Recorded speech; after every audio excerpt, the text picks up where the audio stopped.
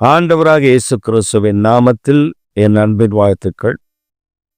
இந்த காலை தியானத்திற்காக நாம் தெரிந்து கொள்கிற வேத வசனம் சங்கீதங்களின் புஸ்தகம் 103 சங்கீதம் 5 நன்மையினால் உன் வாயை திருப்தியாக்குகிறார், கழுகுக்கு சமானமாய் உன் வயது திரும்ப வாழ வயது போல இருக்கிறது. நன்மையினால் உன் வாயை திருப்தியாக்குகிறார், கழுகுக்கு சமானமான வயது உன் வயது திரும்ப வாழ வயது போலாகிறது. பிரியமானவர்களே, நன்மையினால் உன் வாயை திருப்தியாக்குகிறார். நன்மையினால் நம் வாயை எப்படி திருப்தியாக்குகிற ஆண்டவர்? நம்முடைய வாழ்க்கையில் நன்மை வாயிலிருந்து புறப்படுகிறது. நம்முடைய வார்த்தையினாலதான் நன்மை வருது. சில நேரத்துல நம்ம சபித்து கொண்டே இருப்போம். அது நல்லா இல்லை, இது நல்லா இல்லை, அவங்க இது அப்படின்னு சொல்லிட்டே இருப்போம். அது அப்படியே நம்முடைய வாழ்க்கையில செயல்பாட்டில் இருக்கு.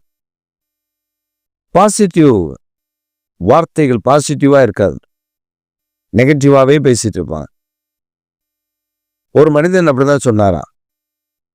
பிரான்ஸ் தேசத்துல அந்த மனிதன் அடிக்கடி பிரான்ஸ்ல பல இடங்களுக்கு, பல நாடுகளுக்கு பிரயாணப்படக்கூடிய ஒரு முக்கியமான ஒரு அதிகாரி. அப்ப அவருக்கு ஒரு நண்பர், அந்த நண்பர்கிட்ட சொல்வாராம் அந்த அதிகாரி, இந்த ஃப்ளைட்லயே நான் போயிட்டு இருக்கேன், என்னைக்கு ஃப்ளைட் ஆக்சிடென்ட் ஆகி நான் சாவணும் தெரியல அப்படின்னு சொல்லுவாராம். அப்ப இவரு சொல்லுவாரா, அப்படி சொல்லாதீங்க, அப்படி சொல்லக்கூடாது, உங்க வாயில வார்த்தை அது அப்படி நல்லது இல்லைல்ல.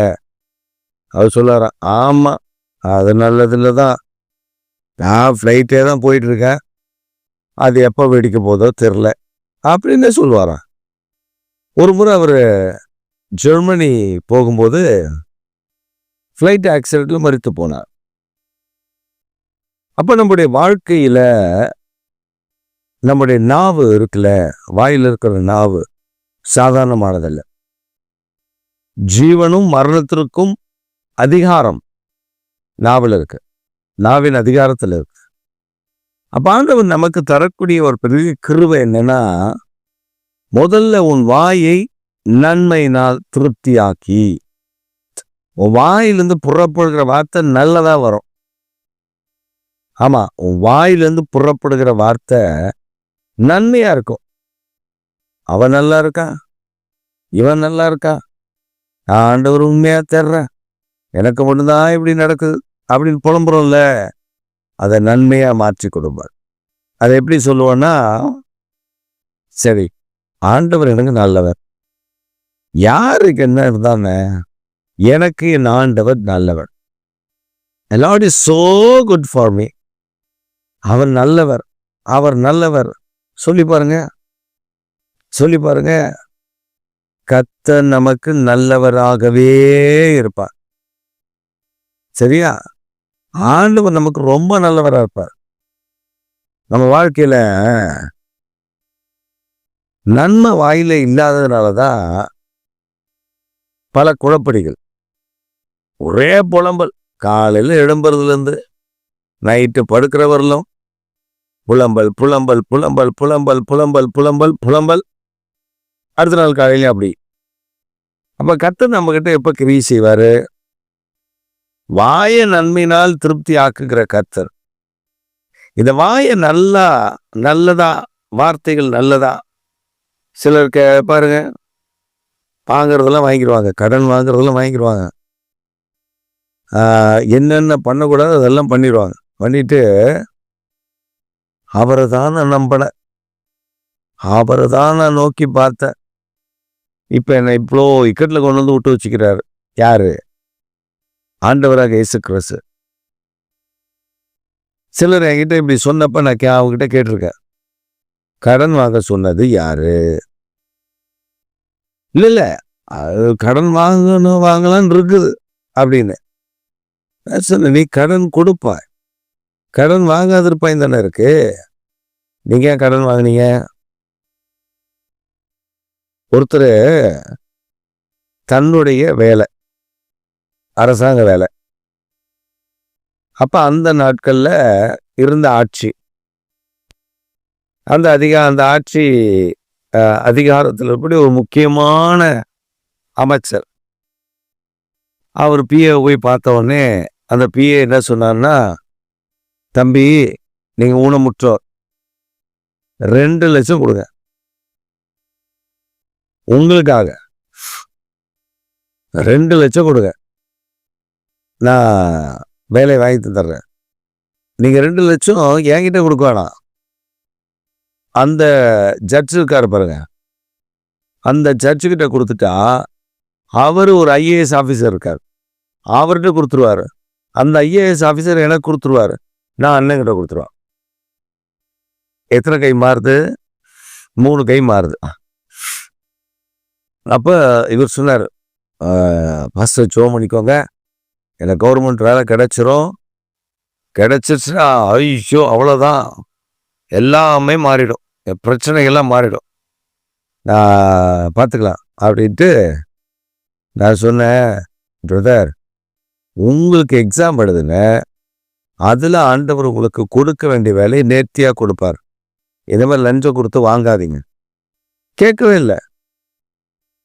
நம்மளும் தீண்டத்தக்காத மாதிரி இவர்கிட்ட வந்தா இதான், நான் ஜோ பண்ணிக்கேன் பிரதர், நீங்கள் நிறைய கடன் வாங்குங்க பிரதர், நீங்கள் போங்க பிரதர் அப்படின்னு நான் சொல்லுவேன்னு. நான் சொன்னேன், இல்லை பிரதர் தப்பு, நம்ம ஆண்டவர்கிட்ட ஜோ பண்ணுங்க, எக்ஸாம் எழுதுங்க, அவர் உங்களுக்கு என்ன வேலையை வச்சிருக்காரோ அதில் போய் உட்காருங்க.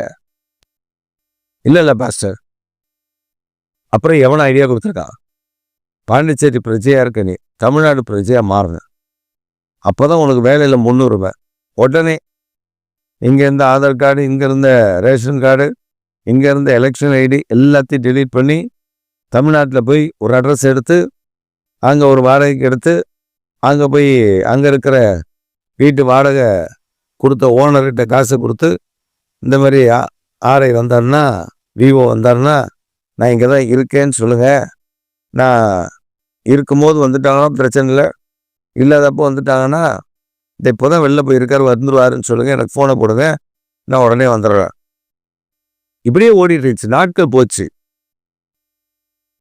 அதுக்கப்புறம் பார்த்தீங்கன்னா அவர் ஊனமுற்றோர், அவருக்கு 2 காலும் செயல்படாது, முட்டியில் தான் நடந்தே வருவார்.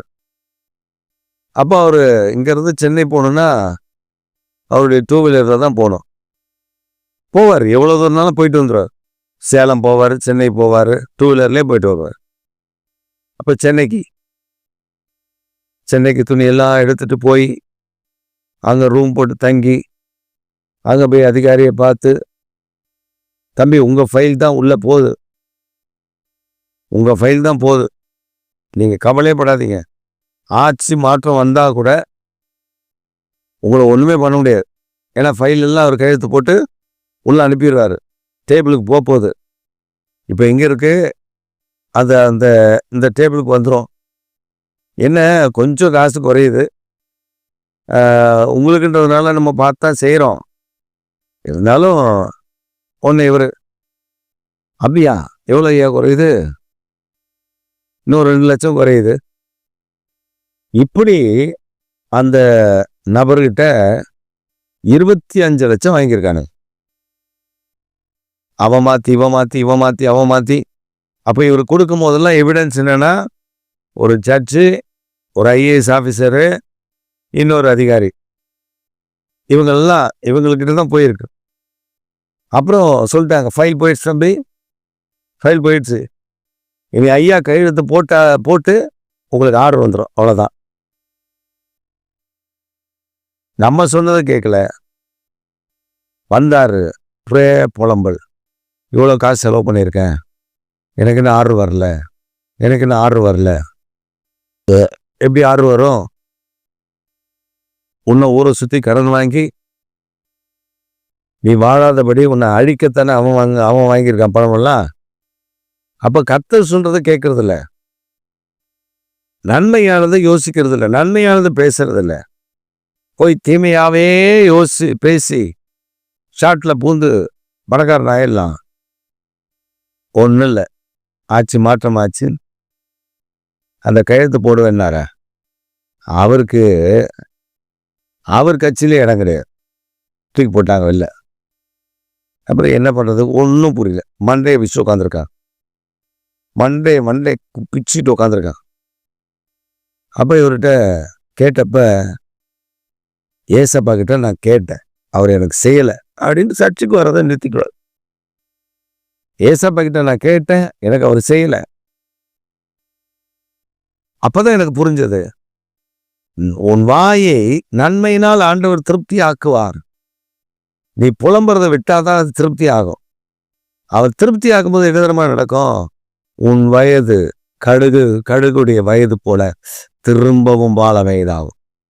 அப்ப என்னன்னா, தேவனுடைய வார்த்தையை விசுவாசித்து நம்பிக்கையுடைய வார்த்தைகள் நீ பேச ஆரம்பிக்கும் பொழுது பரிசுத்த ஆவியானவர் அந்த வார்த்தைகளை போடுவார், உன் வாலிபம் திரும்ப உனக்குள்ள கிடைக்கும். அப்ப கர்த்தர் அந்த நன்மையினால் நிரப்ப போகிறார். இந்த காலை வேளையில் உங்களோடு பேசி இருக்கிறார், உன் வாயை நன்மையினால் திருப்தியாக்குகிற கர்த்தர். ஆமென், ஆமென்.